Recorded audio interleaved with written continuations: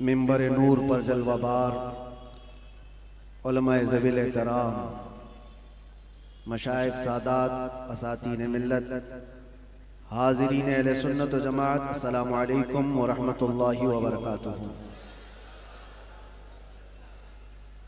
अल्हम्दुलिल्लाह अल्हम्दुलिल्लाहिल हन्नानिल मन्नान अल्लज़ी खलक़ल इंसान व अल्लमहुल बयान, वस्सलातु वस्सलामु अला रसूलिही सय्यिदिल इंसी वल जान व अला आलिही व अस्हाबिही ज़विल खैरि वल इहसान, अम्मा बअद। फ़अऊज़ु बिल्लाहि मिनश शैतानिर रजीम, बिस्मिल्लाहिर रहमानिर रहीम। क़ुल इन कुन्तुम तुहिब्बूनल्लाह फत्तबिऊनी युहब्बिबकुमुल्लाहु व यग़फिर लकुम ज़ुनूबकुम वल्लाहु गफ़ूरुर रहीम। सदक़ल्लाहु मौलानाल अज़ीम। बारगाह रिसालत मुआब सल्लल्लाहु अलैहि वसल्लम में एक बार दुरूद पाक का हदिया पेश करें। अल्लाहुम्मा सल्लि अला सय्यिदिना व मौलाना मुहम्मद मअदनिल जूदि वल करम व आलिहि व अस्हाबिहिल किराम व इब्निहिल करीम व बारिक व सल्लिम सलातन दाइमतन सरमदन अबदा। अज़ीज़ान गिरामी वक़ार, ठीक एक साल होने को आ रहा है आपसे हम यहीं पर खिताब कर रहे थे। पिछले साल 28 जनवरी को आपके सामने हाजिर आया था, लेकिन रब तबारक व तआला ने साल होने के 10 दिन पहले दोबारा आपके सामने मुझे पेश फरमाया। मैं तो ये देख रहा हूं जहां से हम रुके थे वहीं आगे चल रहे हैं। जिनको रुकाना था वो तो रुक गए और जिसको चलना है वो चलता ही रहे। मेरे अजीजों, कुछ भी तो फर्क नहीं है, वही बज़्म है, वही धूम है, वही आशिकों का हुजूम है। हुजूर पाक सल्लल्लाहु तआला अलैहि वसल्लम की मोहब्बत में सरशार मजमे, सरशार जलसे सब वही है। मैं पीछे मुड़ करके देखता हूं, क्या मैं चंद दिनों के लिए गायब था या मैं कहीं अंदर बंद था, लेकिन इन रूहानी मजलिसों में देख करके ऐसा लगता है थोड़ी देर के लिए मेरे आका सल्लल्लाहु तआला अलैहि वसल्लम ने आराम की छुट्टी दी थी। बाकी तो सारा मंजर वैसे का वैसा तैयार है। मेरे अजीजों, आज पहली मर्तबा स्टेज के इस प्रोग्राम से मुंबई से फिर मैं आपके सामने खिताब कर रहा हूं, लेकिन सबसे पहले मैं ये वजाहत कर दूंगा, आपकी मोहब्बत में और हुजूर मोइनुल मशाइख के हुक्म पर मैं हाजिर आया हूं। वैसे जलसों में स्टेज पर जाना मैंने कम कर दिया है कुछ जरूरी मसरूफियात की वजह से, वरना हम जिस काम के लिए वक्फ हैं वो तो करते ही रहेंगे। कारी साहब बड़ी मोहब्बतों के साथ बुलाते हैं, लेकिन मुझे ऐसा लग रहा था कि वो डरे हुए भी कि आपको यहां मुंबई की उस जगह पर हार्ट ऑफ सिटी और फिर हमारे पीछे भी बहुत बड़ा तामझाम है जिस जगह स्टेज भी लगाए हैं। ये सब मामलात को देखकर हो सकता है उनके दिल में कोई बात हो, इसीलिए कारी साहब ने आने से पहले ये कहा भी था कि हजरत थोड़ा माँ बाप की खिदमत पर और एजुकेशन पर ही ज्यादा फोकस करके बयान कीजिए। और अगर डर की वजह से आप ये कह रहे हैं तो फिर मैं कहूंगा खुल करके कुछ देर की खामोशी है,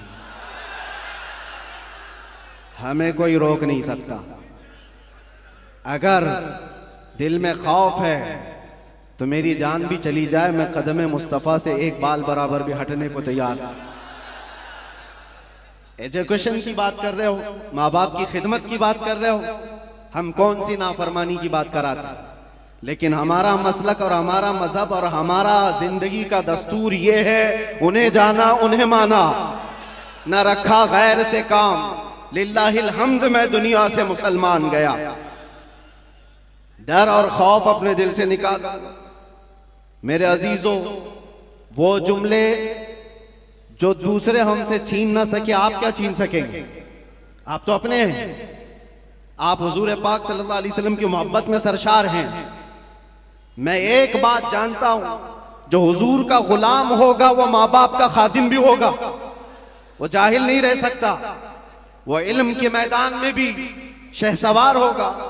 और अगर हुजूर पाक सल्लल्लाहु ताला अलैहि वसल्लम की मोहब्बत दिल में पूरी नहीं आई है, हर बुराई आ सकती है, हर बुराई की जड़ है ये। अपने दिल को खाली रखा और दुनिया की मोहब्बत से भर कर रखा है, वरना जो उनकी बारगाह में झुक गया है, एक अरब ने आदमी का बोलबाला कर दिया, खाक के जर्रों को हमदोशे सुरैया कर दिया। क्या नजर थी जिसने, खुद न थे जो राह पर औरों के हादी बन गए। क्या नजर थी जिसने मुर्दों को मसीहा कर दिया। उस नबी रहमत सल्लल्लाहु ताला अलैहि वसल्लम की निगाह नाज जिस पर पड़ी है, जमाना पहले हबशी कहता था, लेकिन अब चांद भी उस बिलाल पर रश्क किया करता है, जिसको फारस से आए हुए लोग देखते थे कि हिजरत करके आया हुआ बेघर है, लेकिन नबी पाक की गुलामी ने उन्हें सलमान फारसी बनाया। वो कौन है? जिसको अल्लाह के रसूल सल्लल्लाहु ताला अलैहि वसल्लम की खिदमत ने फारूक आजम बनाया है, सिद्दीक अकबर बनाया है, हैदर कर्रार बनाया है, जुन्नूरैन बनाया है। ये सारी निस्बतें एक मुस्तफा करीम के दामन से वाबस्ता है, और उनसे फिरे जहां फिरा फिराई कमी वकार में। एक बात ये समझ करके चले, नुक्ता हमारी गुफ्तगू का एक ही है, एक ही है, इसलिए कि मैंने जिंदगी में देखा, आप जो कह रहे हैं यकीनन इस पर फोकस होना जरूरी है। हमारी कौम को जिहालत से निकालना, नशा से भी निकालना, कौम की बच्चियों को बेपर्दगी से निकालना, इल्म की तरफ भी बढ़ाना, लेकिन सारी बीमारियों का इलाज क्या है? एक आदमी होता है, शुगर भी है, बीपी भी है, और एसिडिटी भी है, आंखों की कमजोरी भी है, माइग्रेन भी है, पता नहीं क्या क्या बीमारियां लेकर बैठा है। और इन सब बीमारियों के इलाज के लिए हर एक जगह एक स्पेशल डॉक्टर है, वो अपने अपने फन का माहिर है। हार्ट की बीमारी का एक अलग डॉक्टर, कार्डियोलॉजी, किडनी का अलग है, नेफ्रोलॉजी, सबके पास जाना पड़ेगा, इसका इलाज अलग करो, इसकी दवाइयां अलग करो। डॉक्टर इकबाल ने कहा था, मैंने अपने कौम की बीमारियां देखी, ये ज़वाल पजीर है, पीछे की तरफ जा रही है, लेकिन यूरोप को तरक्की करते देखा। मैं वहां की खाक छान करके आया कई सालों तक कि यूरोप बहुत तरक्की कर गया, और उम्मत मुस्लिमा, मेरी कौम ज़वाल पजीर क्यों है, इनके इलाज क्या है, इनके अंदर बीमारियां क्या क्या है।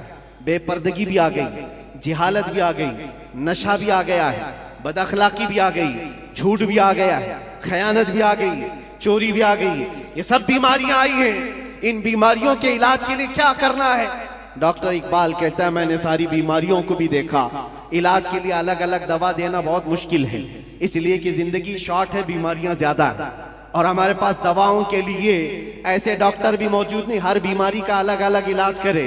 फिर डॉक्टर इकबाल कहता है, इस उम्मत के दर्द और इसकी उम्मत की बीमारी का इलाज मुझे एक ही जगह मिला, एक ही नुक्ते में मिला, एक ही पुड़िया में पूरा इलाज मिला। पूछा वो इलाज क्या है? इकबाल कहता है कि मोहम्मद से वफा तूने, कि मोहम्मद से वफा तूने, तो हम तेरे हैं, ये जहां चीज है क्या, लौह कलम तेरे हैं। सुभान अल्लाह, नारे तकबीर, नारे रिसालत, सुभान अल्लाह, सुभान अल्लाह। मेरे आका सल्लल्लाहु ताला अलैहि वसल्लम ने फरमाया, आपका हुक्म सर आंखों पर, जिस बात को कहना है वो मैं कहूंगा जरूर, जिस चीज पर फोकस करना है वो कहेंगे जरूर, लेकिन मेरे लिए ज्यादा अजीम ये है कि आपने जो कहा है उससे ज्यादा मैं हुजूर ने क्या कहा वो देखता हूं। नबी पाक सल्लल्लाहु ताला अलैहि वसल्लम ने क्या फरमाया कि किस चीज पर बात करना चाहिए और अपनी औलाद को क्या सिखाना चाहिए, उस पर हम बात करते हैं। और रसूल करीम सल्लल्लाहु ताला अलैहि वसल्लम क्या फरमाते? नबी पाक सल्लल्लाहु अलैहि वसल्लम ने फरमाया, अल्लिमू औलादकुम सलासा खिसालिन, अपने बच्चों को 3 आदतें सिखा दो, 3 आदतें सिखा दो। उसमें 3 आदतें क्या हैं? नबी पाक सल्लल्लाहु अलैहि वसल्लम फरमाते हैं, नंबर 1, हुब्ब नबीयिकुम व हुब्ब अहली बैतिही व तिलावत अल कुरानिल करीम। आदतें क्या हैं? नबी पाक सल्लल्लाहु अलैहि वसल्लम फरमाते हैं, नंबर 1 हुब्ब नबीयिकुम व हुब्ब अहली बैतिही व तिलावत अल कुरान अल करीम। 3 चीजें हुजूर फरमाते हैं, सबसे पहली चीज अपने बच्चे को सिखाओ तो अपने नबी की मोहब्बत सिखाओ, सुभान अल्लाह, अपने रसूल से मोहब्बत। फिर दूसरी क्या है, हुजूर पाक फरमाते हैं नबी की आल से मोहब्बत करना सिखाओ, अहले बैत से मोहब्बत करना सिखाओ। तीसरी चीज क्या है, हुजूर फरमाते हैं फिर उसे कुरान पढ़ना सिखाओ। ये 3 बातें अल्लाह के नबी ने फरमाया, औलाद की तरबियत इस तरह से करो। अजीजा ने गिरामी वखार, आज बिगड़े हुए मुआशरे के इलाज के लिए सिर्फ हम स्टेज से बोलें और यहां से इलाज हो, ये नहीं होता, बल्कि इसके लिए मास्टर प्लानिंग की जरूरत होती है। नौजवानों से मैं कहूंगा, तुम शादी करने जा रहे हो, निकाह करने जा रहे हो, तो मास्टर प्लानिंग तुम्हारे अंदर होनी चाहिए कि मेरा बच्चा कैसा हो, मेरी औलाद कैसी, मेरी नस्ल कैसी हो। जब तक तुम्हारे अंदर नीयतें साले नहीं होती, बच्चे भी अच्छे नहीं आते। और फिर जवान होने के बाद फिर सोचते हो बिगड़ गया है, अब इसको ठीक ठाक करना है। पौधा जब दरख्त बन जाता है तो फिर वो अपनी शक्ल नहीं ले पाता। पौधे को शक्ल देने के लिए जब वो कोंपल में है तभी से उसे शक्ल दिया करो। नारे तकबीर, नारे रिसालत, हुजूर मुइने मिल्लत, गुले गुलजार अशरफियत, अशरफी दूल्हा, अशरफी दूल्हा, हुजूर मुइने मिल्लत। हजरात तशरीफ रखें। सुभान अल्लाह, माशाअल्लाह, हमारी खुशबख्ती कायद अहले सुन्नत मुहाफिज नामूस रिसालत पीर तरीकत गुले गुलजार अशरफियत हजरत अल्लामा मौलाना Syed Shah Moinuddin Ashraf al Ashrafi al Jilani, president All India Sunni Jamiyatul Ulama व साहिब सज्जादा आस्ताना आलिया दरगाह की चोचा मुकद्दसा की तशरीफ आवरी हो गई है। वाकई ये बागे जहरा के कली लगते हैं। हजरात हुजूर मुइनुल मशाइख की मोहब्बत में ये शेर समात करें कि बागे जहरा के ये कली लगते हैं, वालिद हैं इनके वली, ये भी वली लगते हैं, इन्हें शिजरा दिखाने की जरूरत नहीं, ये चेहरे से फरजंदे अली लगते हैं। आले नबी औलादे अली, जानशीन हुजूर शहीद राह मदीना, साहिब सज्जादा आस्ताने दरगाह की चोचा मुकद्दसा की तशरीफ आवरी हो गई है। हजरत की जियारत करें और मुफ्ती साहब का बयान सुनें। दुरूद पाक पढ़ें। अल्लाहुम्मा सल्लि अला सय्यिदिना मुहम्मद व आलिहि व अस्हाबिहि व बारिक व सल्लिम सलातन दाइमतन सरमदन अबदा। मैं अर्ज ये कर रहा था और बराबर जो बात चल रही है उसी दरमियान शहजादे बतूल गुले गुलजार हाशमियत यहाँ पर जलवाबार हुए। अल्लाह के नबी सल्लल्लाहु तआला अलैहि वसल्लम की 3 बातें हुजूर ने फरमाया, अल्लिमू औलादकुम सलासा खिसाल, 3 आदतें अपने बच्चों को सिखाओ। सबसे पहली चीज हुब्ब नबीयिकुम, अपने नबी की मोहब्बत।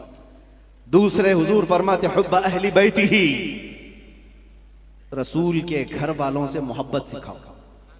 व तिलावत अल कुरान अल करीम, तीसरे नंबर पर कुरान पाक की तिलावत सिखाओ। जिन बच्चों को ये 3 चीजें दी गई हैं मेरे अजीजों, फिर वो जवानी में कायदे उम्मत बनकर निकलते हैं, मुस्लिह उम्मत बनकर निकलते हैं। और बड़े होने के बाद आप सोचते हो अब इसको क्या सिखाऊं। एक बात मैं आपको बताऊं, बचपन में आपने अल्लाह और उसके रसूल की मोहब्बत औलाद में डाली हो तो बदले में मिलता है कि जब ये जवान होता है और आप बूढ़े होते हैं, अल्लाह तुम्हारी मोहब्बत उसके दिल में डालता है, तुम्हारी मोहब्बत बदले में डाली जाती है।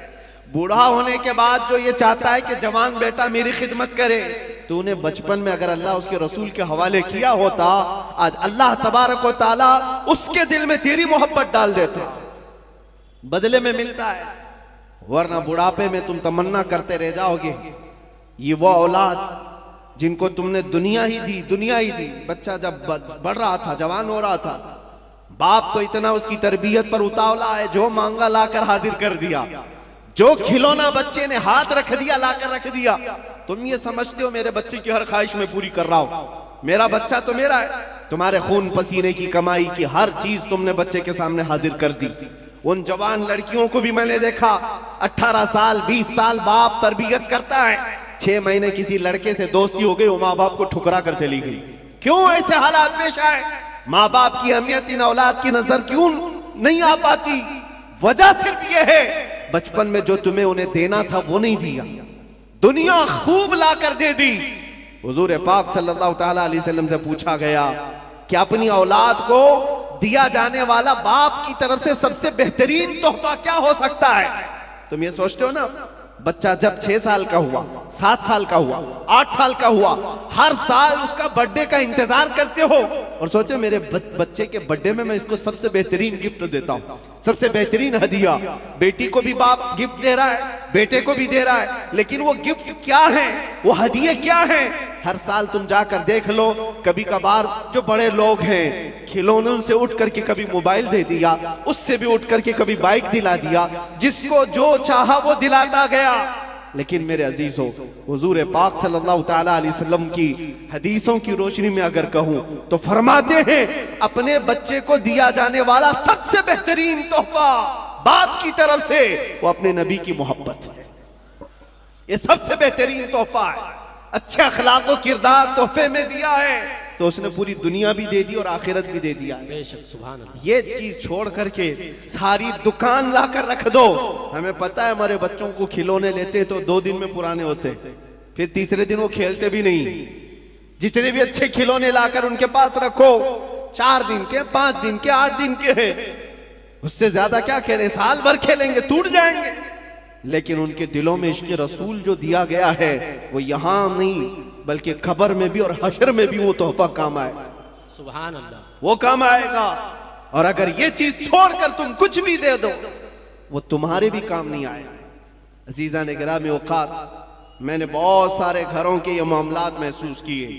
वो जवान बच्चियां क्यों अपने माँ बाप को ठुकरा रही, वो जवान लड़के क्यों अपने माँ बाप को गैर अहम समझते हैं। 4 दिन की दोस्ती करके दोस्त को अहमियत देने लग जाता है लड़का। ये कहता है ये मेरा दुख सुख का साथी है। तेरा बाप क्या था, फिर तेरी माँ क्या थी जो 9 महीने दर्द संभाल करके तुझे उठाकर चलती रही। कुरान कहता है जिस माँ के बारे में कि वो वदाअत कुरहा, वो तुम्हें ऐसी तकलीफ में जन्म दी है। पता है हकीमों ने कहा है मौत के वक्त 40 हड्डियों से रूह निकल जाती है तब आदमी मरता है, लेकिन बच्चे की विलादत के वक्त माँ की 39 हड्डियों से रूह निकल चुकी होती है। वो इस कदर दर्द दे करके बच्चे को जन्म देती है। 9 महीने वो बोझ उठाकर चलती है और उस माँ को ठुकरा करके चला जाए बंदा और उसकी अहमियत नहीं समझे। और माँ अगर रात को पुकारे के बेटा कहाँ इतनी देर से क्यों नहीं आया, तो इसको बुरा लगने लग जाता है। ये क्या जिग जिग चलती रहती है माँ बाप की। बाप के सामने बैठने को ये तैयार नहीं। और वो लड़के जो इसके कुछ नहीं लगते, बस अय्याशी की तरफ बुलाते, उनके साथ पूरी रात गप्पे लगाए। माँ बाप क्यों अच्छे नहीं लगते, माँ बाप के साथ वक्त क्यों खराब लगने लगता है। इस सब का कारण एक है, कसूर इन बच्चों का नहीं है, उनके माँ बाप का है जो तरबियत में कमी किया। क़यामत के दिन जानते हो ये बच्चे अपने माँ बाप के खिलाफ मुकदमा करेंगे, मुकदमा करेंगे। अल्लाह ताला से ये कहेंगे कि मौला हमारे माँ बाप को दिखा, वो कहाँ है। पूछा जाएगा क्यों, कहा हम अपने पैरों से उन्हें रौंदना चाहते हैं, हम अपने पैरों से उन्हें रौंदना चाहते हैं। पूछा गया क्यों, कहा आज हम जहन्नम में जा रहे हैं तो इसकी वजह हमारे माँ बाप है। उन्होंने हमारी तरबियत नहीं की, हमें खौफ खुदा नहीं दिखाया, हमें हुब्बे रसूल नहीं सिखाया।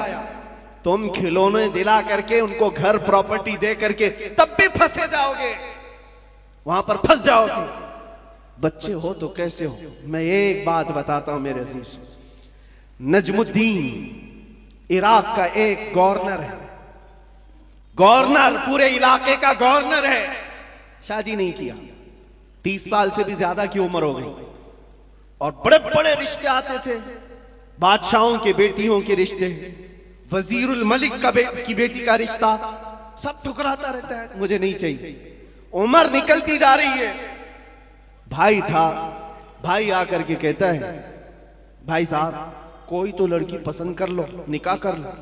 कहा नहीं मेरे लायक दिखती ही नहीं है। कहा कैसी चाहिए तुमको।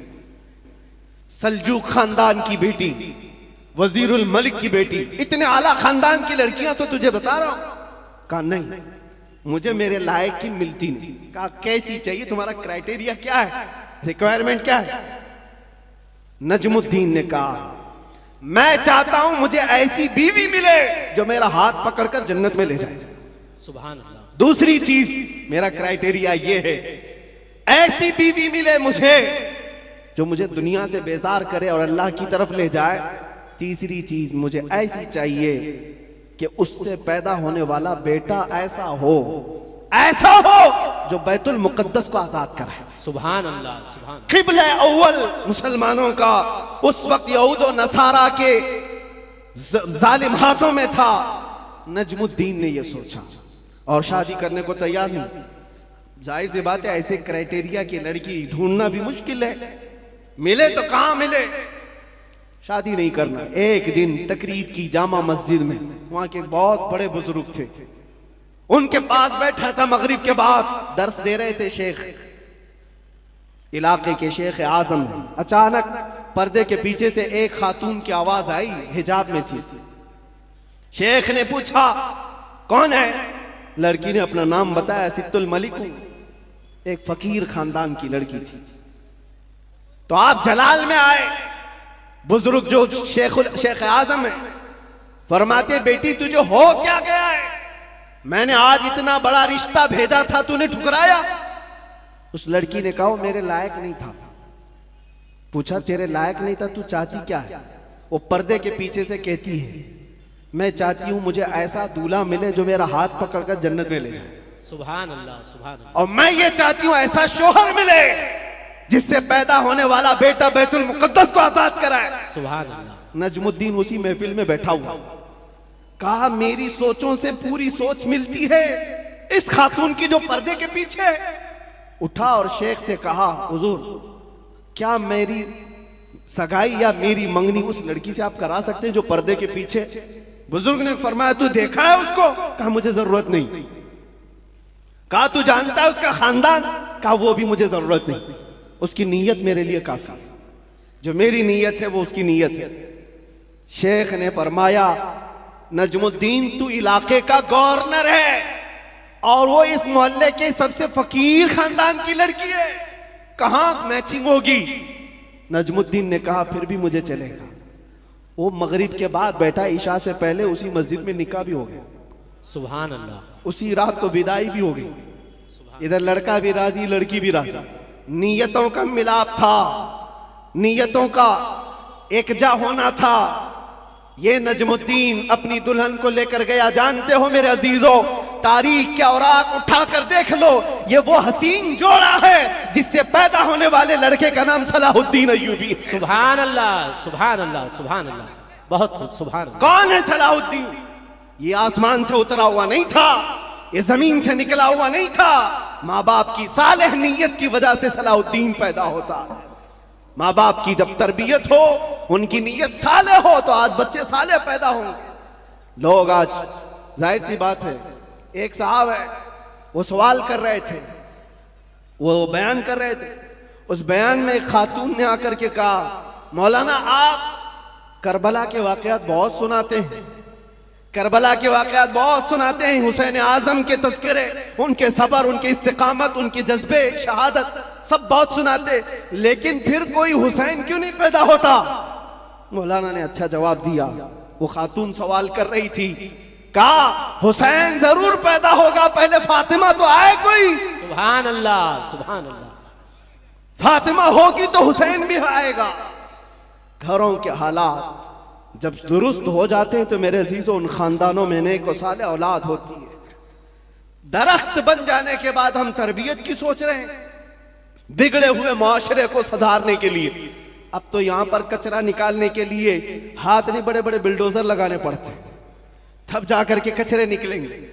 लेकिन जो नौजवान है, मैं उनसे गुजारिश करूंगा, नीयत कर लो साले नीयत अल्लाह की बारगाह में कि मौला मुझे तहसीन फर्ज अता फरमा, मेरी शर्मगाह की हिफाजत अता फरमा, मुझे वो नेक खातून दे जो मुझे दुनिया से हटाकर जन्नत की तरफ ले जाए, मुझे दुनिया की मोहब्बत से निकाल कर अल्लाह उसके रसूल की मोहब्बत डाले।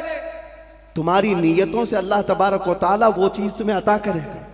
पहले से अगर ये सोचता है जवान, ऐसी दुल्हन मिले जो चार लोगों में खड़ा करूं तो लोग उसे देखते रहे, बेहया आदमी, दयूस आदमी जो अपनी औरत का मुजाहरा कराना चाहता है, शादी इसलिए करना चाहता है कि चार लोगों में उसकी खूबसूरती दिखाए, उस शख्स के बारे में मेरे आका फरमाते वो जहन्नमी है, वो जहन्नमी है, वो जहन्नमी है। 3 बार फरमाया। पूछा कौन?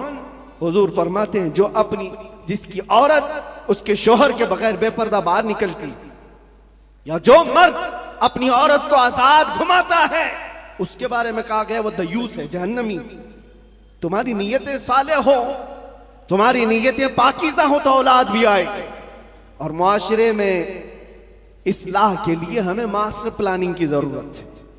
यही मैं कहना चाहता हूं, आज बीज बो, फसल तुम्हारी नस्ल निकालेगी और अच्छी उम्दा फसल देखेगी। और इस मुआशरे के बिगड़े हुए हालात को मेरे अजीजों मिलकर के सही किया जा सकता है। नशा के मुतालिक मुझे बड़ी अजीब कुफ्त महसूस होती है। क्यों? तुम किस नशे में आज डूबे हुए हो? कौन सा है ये नशा? ये शराब, धतूरा, ये सारे ड्रग्स, इस चीज के लिए उम्मत मुस्लिमा बनाई गई। कुरान में तो अल्लाह फरमाता है कुंतुम खैर उम्मतिन उखरिजत लिन्नास, तुम सबसे बेहतरीन उम्मत हो जो इंसानों में निकाले गए हो। इंसानों में अल्लाह ने तुमको सबसे बेहतरीन उम्मत बनाया। बेहतरीन उम्मत के ये काम कहां से हो सकते हैं?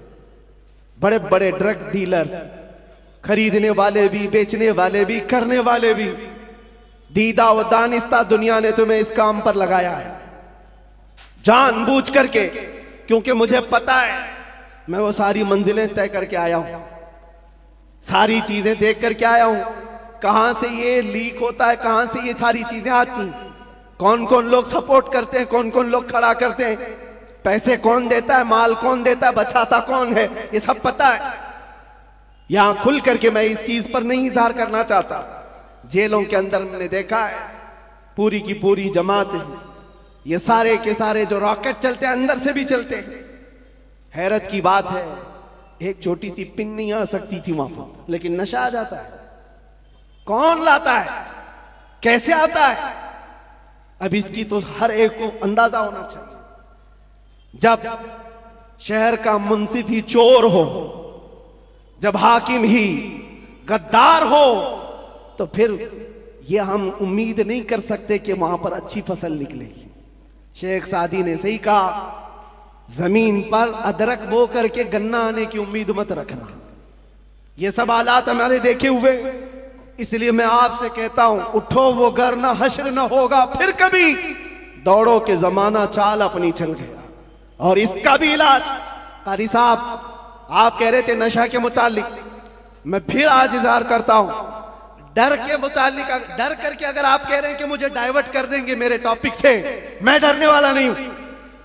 अगर डर के मारे कहते हो कि डाइवर्ट करके दूसरे टॉपिक पर बात करें, नहीं, हमारा एक ही उन्वान है, हुजूर पाक की मोहब्बत। उन्हें जाना, उन्हें माना, न रखा गैर से काम। लिल्लाहिल हम्द, मैं दुनिया से मुसलमान गया। नशा भी खत्म होगा, ड्रग्स भी खत्म होगा। इलाज हमारी तकरीरों से नहीं, इलाज इश्क मुस्तफा से है। सुभान अल्लाह, सुभान, मोहब्बत मुस्तफा से है। इनके हाथों से बोतलें और ताश के पत्ते निकालो तो फिर भी तो तलब होगी, क्योंकि जो एडिक्ट होता है वो किसी ना किसी चीज का तालिब होता है, किसी ना किसी चीज की तरफ उसका लगाव और झुकाव होता है। हम देखते हैं तारीख में क्या हुजूर पाक सल्लल्लाहु तआला अलैहि वसल्लम मक्का मुकर्रमा में जब तशरीफ लाए, नशा नहीं था, शराब नहीं था, उस वक्त भी शराब थी और नशा था, सब कुछ था, लेकिन बरसों पुराने जो शराब के आदी थे मिनटों में कैसे छोड़ सकते हैं। हजरत अनस एक सहाबी हैं, छोटी उम्र के थे, 10 या 12 साल की उम्र थी। वो कहते हैं मैं मदीने तैयबा में शराब सप्लाई करता था। कहबा खाने जो बने हुए होते थे, जैसे दुकानें जगह जगह होती हैं, वहां पर नुक्कड़ पर कुछ चीजें बनी रहती, रात के वक्त लोग शराब पी रहे होते, ये प्यालों में भर भर करके देते थे। अनस कहते हैं, हजरत अनस, मैं शराब के प्याले भरकर लोगों को सर्व कर रहा था, दे रहा था। अचानक गलियों में, मदीने की गलियों में किसी मुनादी ने ऐलान किया। ऐलान क्या था? या अय्युहल मुस्लिमून क़ाला रसूलुल्लाह सल्लल्लाहु अलैहि वसल्लम हुर्रिमतिल खमर। ऐ मुसलमानों, अल्लाह के नबी ने फरमाया आज से शराब हराम हो गई। हजरत अनस कहते हैं मेरे हाथ में प्याला था, वहीं से छोड़ दिया। जिसके हाथ में प्याला था वो होंठों से लगाया था, वहीं से पटक दिया। कोई ये नहीं सोचा कि जाकर बात कर लेंगे हुजूर से, देखते हैं आज का आज पी लेंगे, कल से छोड़ेंगे। नहीं, होंठों तक लगे हुए प्याले तोड़ दिए गए। हजरत अनस कहते हैं बाहर आकर मैं देखा मदीने की सारी गलियां, मदीने की नालियां सब शराब से भरी हुई थी। हर कोई मटके लाकर पटक रहा था, तोड़ रहा था, सब बहा दिए गए। कौन सी चीज है जो 50-50 साल पुरानी शराब जमा की हुई थी? पता है, अरब लोग 50 साल पुरानी जमा की हुई शराब पीते थे, और 60 साल पुरानी जमा की हुई शराब मटकों को तोड़ दिया गया। कौन सी चीज है जो इनको तोड़ने पर मजबूर करती है? जिसको इकबाल कहता है तो आलम से करती है बेगाना दिल को, अजब चीज है लज्जत आशनाई। सुभान अल्लाह, सुभान, नारे अजब चीज है, नारे रिसालत। वो आंखों से मेरे मुस्तफा ने वो पिलाया था जिसके बाद दुनिया की शराब हेच हो गई थी। आज तुमने आंखों से अगर पीना है तो आओ हुजूर पाक सल्लल्लाहु अलैहि वसल्लम की बारगाह में। आज सिर्फ पर्दे लगाए गए हैं, वो कायनात का दूल्हा आज भी अपनी शान के साथ आराम कर रहा है। हम तो माइल बकरम है, कोई साइल ही नहीं। वहां से आवाज आती है, वो आज भी अपने जलवे दिखा रहे हैं, आज भी अपने गुलामों के घर जा रहे हैं। नहीं तो यूं ही सुन्नी पुकार कर नहीं कहता सुना है आप हर आशिक के घर तशरीफ लाते। सुभान अल्लाह, बल्कि हम तो ये कहेंगे देखा है आप हर आशिक के घर तशरीफ लाते। बेशक, सुभान अल्लाह, सुभान अल्लाह। सुना है क्या बात है? देखा है आप हर आशिक के घर तशरीफ लाते हैं। या रसूल अल्लाह, मेरे घर में भी हो जाए चरागा या रसूल अल्लाह, कुछ ऐसा कर दो मेरे किरदगार आंखों में हमेशा नक्श रहे रूए यार आंखों में। तलब करो मेरे अजीजों, क्यों नहीं मिलता? अगर रब्बे जुल जलाल की बारगाह में तड़प करके मांगा होता कुछ ऐसा कर दे मेरे किरदगार आंखों में हमेशा नक्श रहे रूए यार आंखों में। उन्हें न देखा तो किस काम की है ये आंखें कि देखने की है सारी बहार आंखों में। हमने देखा है मेरे अजीजों अपनी जिंदगी में, जब हमारा दिल ज्यादा टूट जाता है आमिना कलाल संभालने के लिए तशरीफ लाता। सुभान अल्लाह, सुभान अल्लाह। और फिर अंदाजा होता है सहाबा ने अपनी तमाम तर वो सारी आदतों को कैसे खत्म किया था। वो एक दीदार रसूल से, वो एक जियारत मुस्तफा से सब कुछ तोड़ दिया था, सब कुछ छोड़ दिया था। आज वो एक मोहब्बत तुम्हारे दिल में घर कर जाए, मैं कहता हूं हजारों तकरीरों की जरूरत नहीं, तुम्हारे इलाज मुआलजे के लिए डॉक्टरों की जरूरत नहीं। वो एक इश्क मुस्तफा तुम्हें आसमानों की बुलंदी तक पहुंचा सकता है। बेशक, उठाकर तुम्हें कहां से कहां ले जाएगा तुम्हें अंदाजा भी नहीं। इसलिए कि मेरे अजीजों, हम लायानी चीजों में मसरूफ हैं। जो चीज तुम्हारे लिए नहीं बनी या तुम उसके लिए नहीं बने, अपनी पूरी जिंदगी उस पर लगाए हुए हो। और जिस चीज के लिए अल्लाह ने तुम्हें बनाया और जो चीज तुम्हारे लिए बनाया उससे आंखें मूंद कर बैठे हो। इसके लिए आला हज़रत फरमाते हैं, शहद दिखाए जहर पिलाए, कातिल डाइन शोहर कुश। ये दुनिया के बारे में, ये शहद दिखाती और जहर पिलाती। होता यही है, जितनी हसीन चीजें यहां दिख रही हैं देखने में तो शहद है और हकीकत में जहर है। जो पी लेता है वो तड़प तड़प के मरता है। कातिल है ये दुनिया, डायन है। डायन किसको कहते हैं? जो अपने शोहर को मार डालती, जो शोहर बदलती। और आला हज़रत ने 3 बातें फरमाई इस दुनिया के बारे में, शहद दिखाए जहर पिलाए, कातिल डायन शोहर कुश। जो इससे मोहब्बत करता है ये दुनिया उसी को मारती और फिर दूसरे के घर चली जाती। देखो टटोल करके अपनी जेबों में जो चीज है, क्या ये तुम्हारे पास हमेशा रहने वाली चीज है?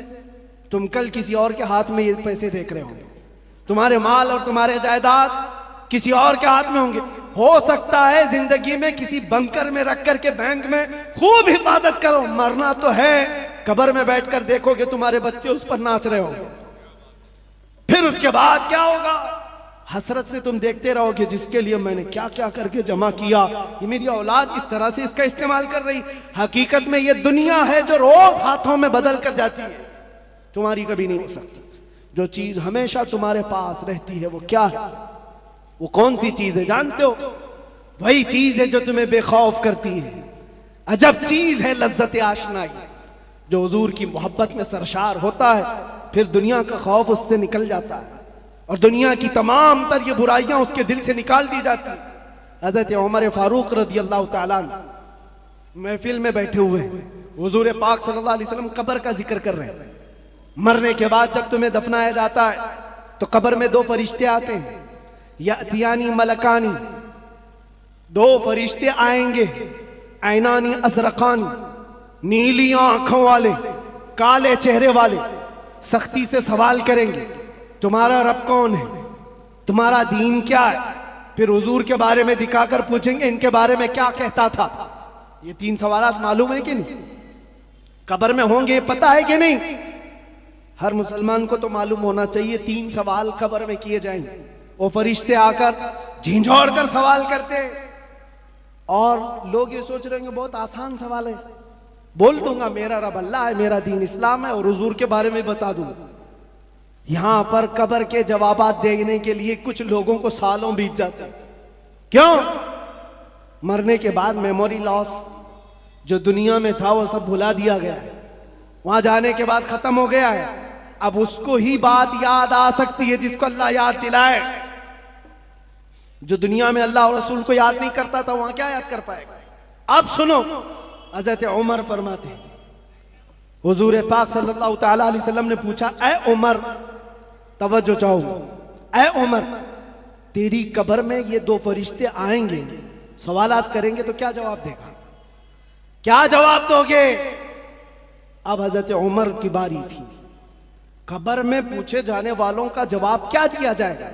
हजरत उमर ने कहा, या रसूल अल्लाह सल्लल्लाहु अलैहि वसल्लम, पहले आप मुझे ये बात बता दें, वो फरिश्ते जो तीन सवालात करने वाले उनका जवाब मैं क्या दूंगा वो बात की बात, पहले आप मुझे ये बताएं, आज जो मैं आपसे मोहब्बत करता हूं मरने के बाद कब्र में ये मोहब्बत रहेगी कि नहीं रहेगी?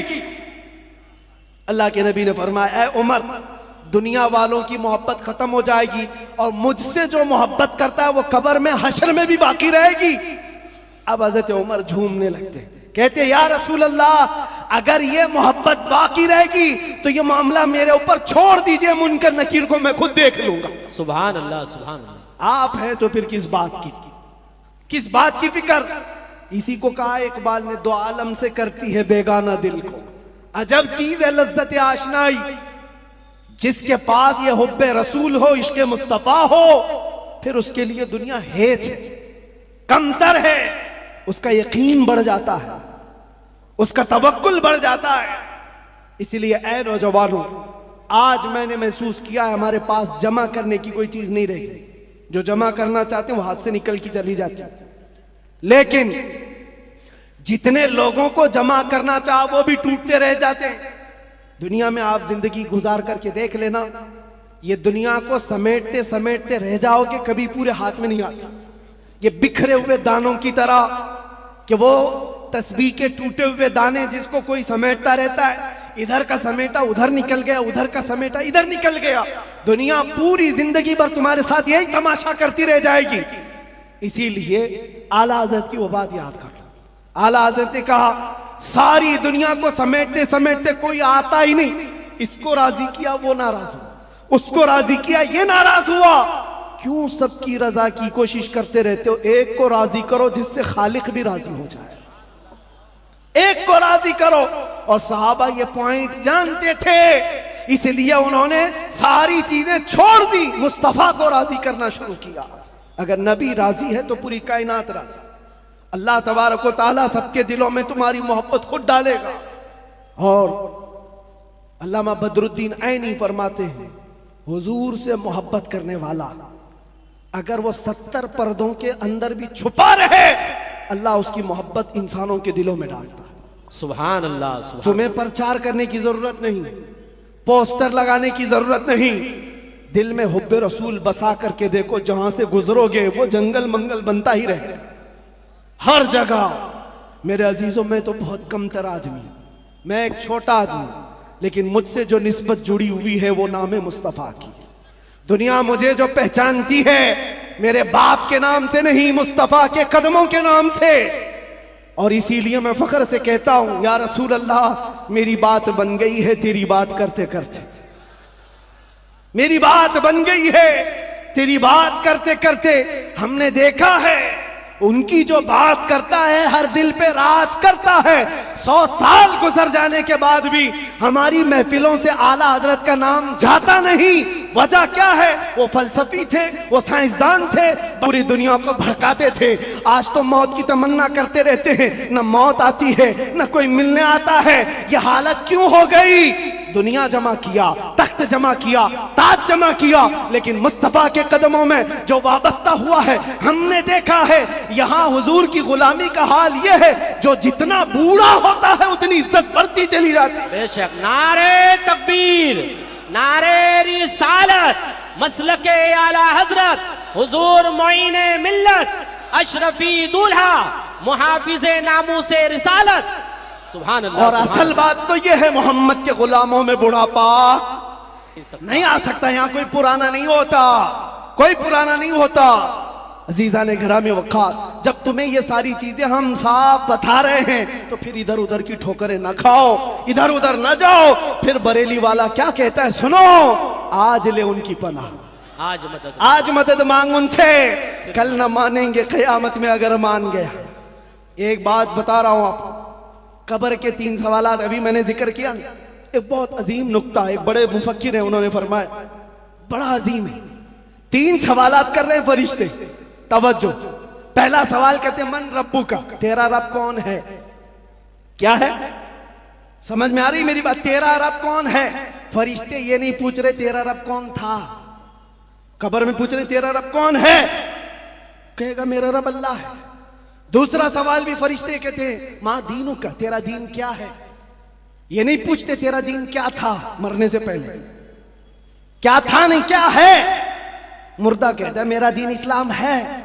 लेकिन जब तीसरा सवाल आता है हुजूर को दिखा करके, अब फरिश्ते ये नहीं कहते इनके बारे में तू क्या कहता है, बल्कि फरिश्ते कहते हैं मां कुंत तक़ूलु फी हक़्क़ि हाज़ा रजुल, इनके बारे में क्या कहता था। अब यहां क्या कहता है नहीं, यहां ये नहीं पूछेंगे हुजूर को दिखाकर, इसलिए कि जलवा देखने के बाद हर कोई पुकारेगा, अब तो कोई रास्ता ही नहीं है। लेकिन वहां सवाल के जवाब में फरिश्तों को नहीं चाहिए अभी क्या कहता है, अभी क्या कहता है ये नहीं, बोल क्या कहता था। अपोजिशन वाले तो कहेंगे हाँ हाँ लादरी, नहीं अफसोस है मालूम नहीं है, मैं तो इनके लिए खड़ा होना भी नहीं चाहता था, सलातो सलाम पे लड़ता था, और इनके लिए तो मैं क्या बशर नूर के झगड़ों में पड़ा रहता था, गैब इतना है उतना है इसी पर पड़ा रहता था। तुम्हारा तो यही होगा। और सुन्नी मचल कर कहेगा इनके बारे में पूछते हो, हाँ मैं क्या कहता था वो कहता हूं, सरवर कहूं कि मालिको मौला कहूं तुझे, बागे खलील का गुले ज़ैबा कहूं तुझे, अल्लाह रे तेरे जिस्म मुनव्वर की ताबिशें, ऐ जाने जा मैं जाने तजल्ला कहूं तुझे, तेरे तो वस्फ़ ऐबे तनाही से हैं बरी, हैराऊं मेरे शाह मैं क्या क्या कहूं तुझे। लेकिन रजा ने खत्मे सुखन इस पे कर दिया, खालिक का बंदा खल्क का आका कहूं तुझे। फरिश्तों से सुन्नी ये कहेगा अब तो पाए नाज से ऐ फरिश्तों क्यों उठूं, अरे मर के पहुंचा हूं यहां इस दिलरुबा के वास्ते। सुभान अल्लाह। नारे तकबीर, नारे रिसालत, नारे हैदरी, उलमाए अहले सुन्नत, हुजूर मोइने मिल्लत, हजरत अल्लामा मुफ्ती सलमान अजहर साहब। सुभान अल्लाह। बस खुलासा कलाम ये है, वक्त की नज़ाकत का मुझे अंदाजा है, हासिल कलाम लुब्बे लुबाब यही है, हमारी तमाम बीमारियों का इलाज एक ही है, वो तैबा शिफा खाना है। उस दरे पाक से वाबस्तगी तुम्हारे दिलों की धड़कनों को संभालो, अहरे गहरे नत्थु घेरे के लिए तुम्हारा दिल नहीं बना। आला हज़रत फरमाते दिल है वो दिल जो तेरी याद से मामूर रहा, और सर है वो सर जो तेरे नाम पे कुर्बान गया। वो सर ही क्या है जो हुजूर की मोहब्बत पर मिटना नहीं चाहता, वो 2 कंधों पर बोझ एक कद्दू है, और वो दिल जो हुजूर की मोहब्बत से सरशार नहीं, वो तो एक छीचड़ा है, एक लोथड़ा है। असल दिल तो वो है जो उनके नाम पर धड़कता हो, असल दिल वो है जो उनकी याद से मामूर है। दुनिया की जब बात आए तो ठुकराए और अपने नबी की अजमत को सलाम करे। दुनिया तुम्हारे इम्तिहान लेगी, मैं जानता हूं मेरे अजीज, लोग ये डरे हुए भी हैं। मेरे हालात को देखकर लोगों ने ये सोचा था एक बड़ी आवाज को दबा दें, छोटे तो यूं ही दब जाएंगे। उनको पता नहीं जिस चीज के लिए तुम दबा रहे हो, यहाँ तो कानून ही अलग है। इस्लाम जिंदा होता है हर करबला के बाद। सुभान अल्लाह, बेशक। जिस चीज को दबाना चाहते हो ये पॉसिबल नहीं है, मुमकिन नहीं। हाँ, मेरे बाप दादाओं की बात कर रहा होता, खेती बाड़ी की बात कर रहा होता, प्रॉपर्टी की बात कर रहा होता, या मैं कोई पार्टी बना करके वोट मांग रहा होता, दबा देते, मर जाता, फिर दूसरा कोई उठने की हिम्मत नहीं करता। लेकिन नाम मुस्तफा की बात ऐसी है, नाम मुस्तफा की बात ऐसी है। मक्का वालों ने देखा है, अंगारों पर सुला करके भी देखा, हाथ पैर आंख कान नाक सब काट करके भी देखा, सब देखती आ रही है दुनिया। ना वो नाम कल कम हुआ था, ना आज कम, और ना ही क़यामत तक कम होगा, क्योंकि कानून है ये, रहेगा यूं ही उनका चर्चा रहेगा, पड़े खाक हो जाए जल जाने वाले। सुभान अल्लाह, सुभान अल्लाह, बेशक। और हालात की बात जहां तक आती है, मैं कहूंगा मेरे अजीजों, हजरत बहुत हमारे मुतालिक फिक्रमंद रहते हैं और बार बार पहले से भी कहते आए, बाद में भी कहते रहे, अब भी कहते हैं। वो बड़े हैं, उनकी नसीहत सराखों पर। हमारे लिए वो फिक्रमंद इसीलिए कि लोगों का ताल्लुक हमारे से बना है, दीन से वाबस्ता है, इसलिए उनकी बुजुर्गी और उनकी सोच और उनका फिक्र करना अल्लाह सलामत रखे, मोहब्बत।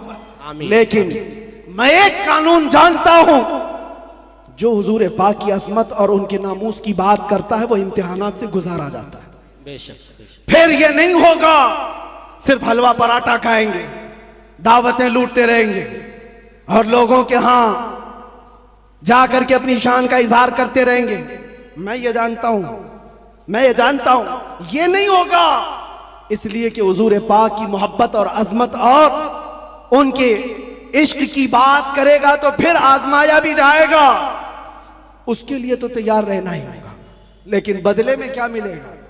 कुछ लोग ये कहते हैं क्या हुआ, सारा नुकसान तो हुआ, माल का नुकसान, इतने दिनों का नुकसान, बीवी बच्चों से दूर, पता नहीं कैसे कैसे स्ट्रगल किए, कौन कौन सी मुसीबतें देखी।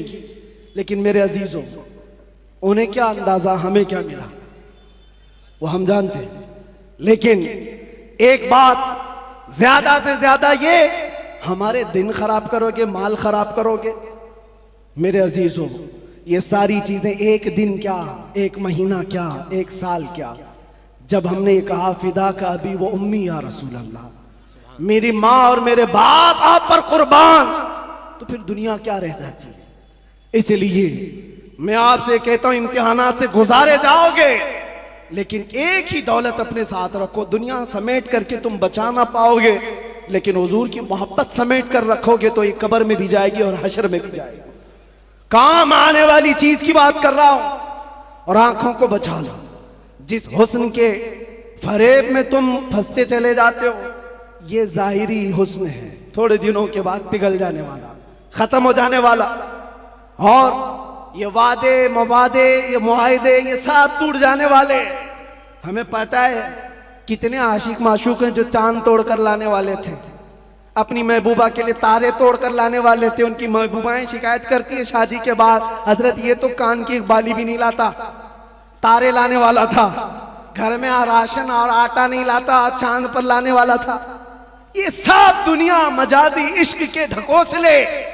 लेकिन हम जानते हैं जिन्होंने हुजूर से कहा था मेरी जान आप पर कुर्बान, मुस्तफा ने उन्हें छोड़ा नहीं, फिर छोड़ा नहीं, और अल्लाह ताला ने उन्हें उठाकर कहां से कहां पहुंचाया। आज भी दुनिया ये कहती है हुजूर की मोहब्बत में जो हुजूर को एक बार देखा है वो पूरी उम्मत के गौस अब्दाल कुतुब से भी आला है। किसी गौस का भी मकाम वहां तक नहीं पहुंच सकता जो हुजूर सल्लल्लाहु अलैहि वसल्लम के एक सहाबी का मकाम है। उनके कदमों की धूल तक भी नहीं पहुंचता। ये बात याद रखें, यही एक दौलत है जो तुम्हें बहुत बुलंद करती है। आज मुझे जो पहचानती है दुनिया में वो जानता हूं सिर्फ इसी बात पर, जब तक बिके न थे तो कोई पूछता न था। या रसूल अल्लाह, तुमने खरीद कर हमें अनमोल कर दिया। सुभान अल्लाह। हुजूर का नाम जिससे जुड़ता है वो देखा है मनाजिर, वो देखा है जलवे। इसीलिए उठो ए नौजवानों, आंखों को तैयार करो उस जलवे जहां आरा की जियारत के लिए, जिसका एक बार समा जाना तुम्हारे अंदर की सारी बीमारियों को खत्म कर देगा। नशा है छूट जाएगा, जिहालत है खत्म हो जाएगी, बदकिरदारी है सीधे हो जाओगे। हमने तारीख देखा है, जो डाकू थे, चोर थे, जैसे जैसे थे, एक दौलत इश्क मुस्तफ़ा क्या आई, उन्हें कहां से कहां बनाई। फुजैल बिन अयास कौन है, हबीब आजमी कौन है, इनकी तारीखें पढ़ो। बिशर हाफी कौन है, किस दौलत ने इन्हें विलायत के आला मकाम पर पहुंचाया है। वो नबी पाक की मोहब्बत है, उनकी अजमत है। इसीलिए मैं आखिर में इतना ही कहूंगा, आज लोग ये पूछते हैं क्या मिलेगा, तुम्हें अंदाजा नहीं क्या मिलेगा। इन आंखों को नशा से अगर मुक्त करना चाहते हो, एक खुमार अपने आंखों में डालो, नशा हर तरह का छूटेगा, शराब भी और ड्रग्स भी, सारी चीजें छूटेंगी। एक तमन्ना करो, एक तमन्ना करो, कुछ ऐसा कर दे मेरे किरदगार आंखों में।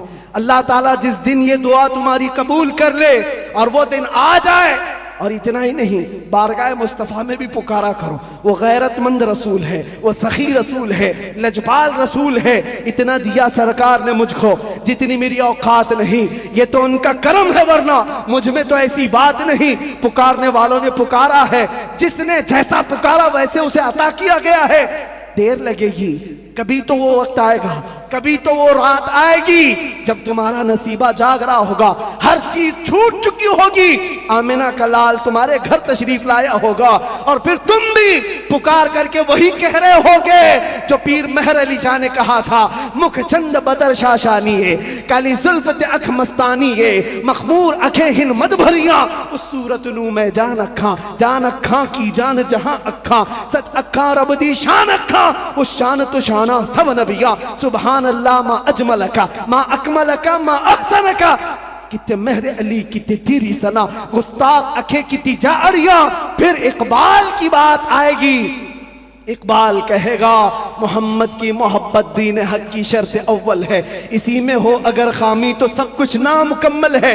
उसी जलवे को देख करके बरेली से आवाज आई थी, वो कमाल हुस्न हुजूर है कि गुमान नक्श जहां नहीं, यही फूल खार से दूर है, यही शम्मा है कि धुआं नहीं। या रसूल अल्लाह तेरे आगे यूं हैं दबे लचे फुसहा अरब के बड़े बड़े, कोई जाने मुंह में जुबा नहीं, नहीं बल्कि जिस्म में जान नहीं। करूं तेरे नाम पे जान फिदा, न बस एक जान दो जहां फिदा, दो जहां से भी नहीं जी भरा, करूं क्या करोड़ों जहां नहीं। वो वक्त आएगा, आएगा और आएगा, और उस दिन हर आवाज पुकारेगी, लब्बैक या रसूल अल्लाह, लब्बैक या रसूल अल्लाह, लब्बैक या रसूल अल्लाह। सुभान अल्लाह, माशाअल्लाह। हजरात, आज